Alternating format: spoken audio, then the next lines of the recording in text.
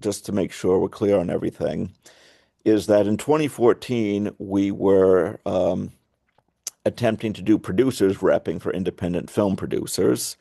But by the time you got to late 2014, early 2015, we'd sort of shifted to trying to sign movies as sales agents. And sales agents are basically the ones that go out and broker distribution deals.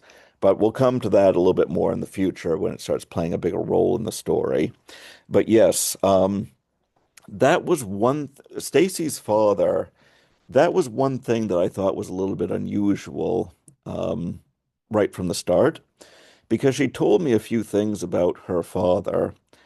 And one of the things was that she was very sensitive to the kind of press that she received. In other words, like, if you're making films and you're brokering deals, you might catch the attention of some of the trade publications like Variety and The Hollywood Reporter.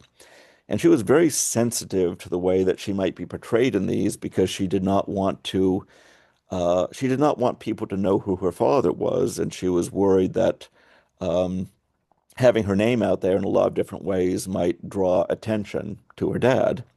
But at the same time, I knew that she hadn't spoken with her dad in a long time, and she described him as someone who was not findable.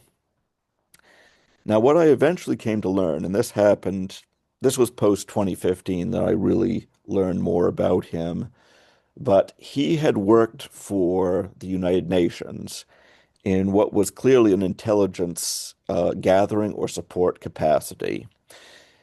The way that she described it was that when somebody who was working with the UN got in trouble, got jailed, was working in like a hostile country or a conflict zone, the UN would send her father there to basically secure his release.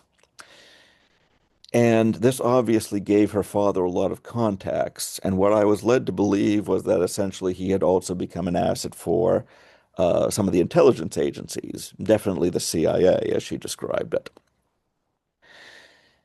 There also was an interaction there between her and the person who was bankrolling her